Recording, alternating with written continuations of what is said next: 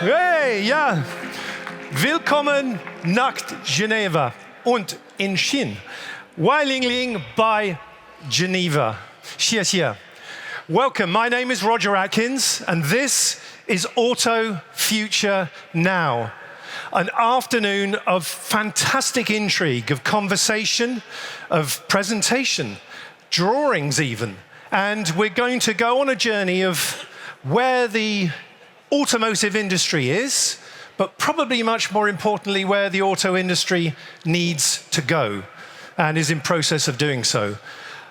So let's have a look at the agenda. We have, as I said, starting with Nathalie Robijn, the CEO of the Fédération Internationale l'Automobile. It's much easier to say FIA, but I wanted to get it right. Then we have a wonderful conversation with three CEOs who presented their product proposition, their ambition, their strategy here at the show. So we have Luca De Meo, Peter Rawlinson, and Silvio Angori. They're at the front. They'll be joining me shortly. And then after that, we're going to do something a bit different. You'll see that as we change the set on the stage. Obviously, we'll move some chairs away, and we'll actually have then something where an artist shows you his work. And that's a famous designer, Chris Bangle. And I suspect most of you in the room, if you're in the industry, will know full well who Chris is. And that's going to be very exciting. Then we'll have a short break. So there's a coffee bar here.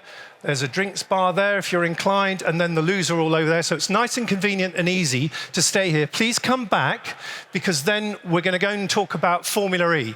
We're going to talk about a motorsport series which has been going for 10 years. And it's very much at the heart of where a lot of the technology and innovation is coming that's going into electric vehicles. That will be evident by some of the other conversations and discussions we're going to have.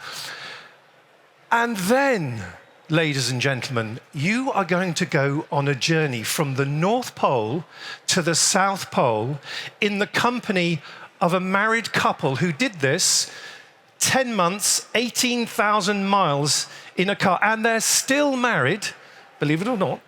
They drove an electric vehicle. They are the pole-to-pole adventurers, Chris and Julie Ramsey.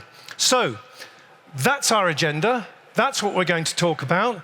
And I promise you, please keep your seats. If you've got notebooks, I've always got a notebook. There'll be plenty to make a note of, I'm quite sure. So if you feel inclined that way, please do so.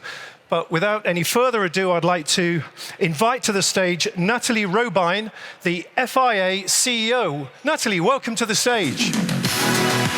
Great to see you. Great to see you. Hi. Hello. Good afternoon. It's such a pleasure to be here. I'm sorry about my voice. I lost it a bit over the weekend, but I've been coming to the Geneva Motor Show for about 20 years, and it's just remarkable to see the transformation that's been going on here. And now, since I've joined the International Automobile Federation, or the FIA, as we'll shorten it, it's very important for us to be participating in events like this. Why is that? We stand for automotive mobility and motorsport. We are the federation that gathers all the mobility clubs around the world, but also the governing body for motorsport. And we aim to provide fair, safe, accessible, and sustainable motorsport activities across the world. We're celebrating 100 years this event for the Geneva International Motor Show. The FIA will celebrate 120 years this summer in June. And it was in 1904 that we combined several automotive clubs from different countries in Europe to make one organization to promote and to support the automotive industry across the world. So we have a really long heritage being here, which is also part of what has been innovation across the FIA since 120 years.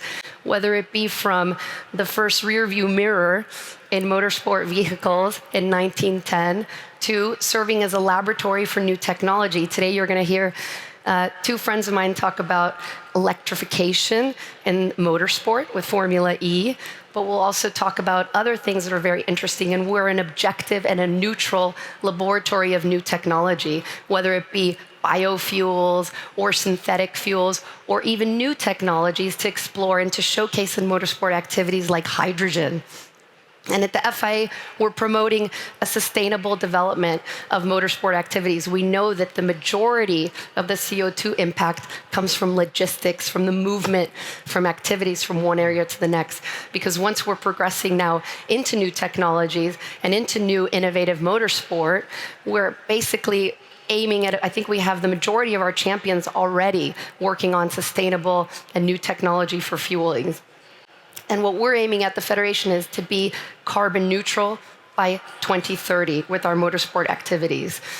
That means that we started the FIA environmental accreditation programs.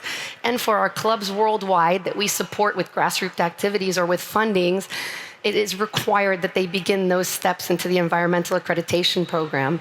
And we also do that with our promoters and our partners. So once again, over the last 120 years, there's been a very close link to automotive and to its progress. It's been from supporting the standardization of road signs or of safety belts, or even being one of the founders of the Euro NCAP.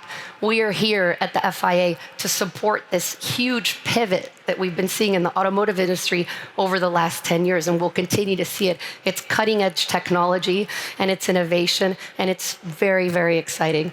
I'm so happy to be here with all of you. I'm so happy to see these wonderful individuals who are going to share so much insight today. Thank you so much for coming, and really looking forward for what's to come in automotive. Thank you all so much. I wish you a wonderful session. Much, Natalie. Thank you very much, Natalie Robine. That's wonderful. And thank you for those words of inspiration, particularly about innovation. We're going to be talking about that. There's absolutely no doubt.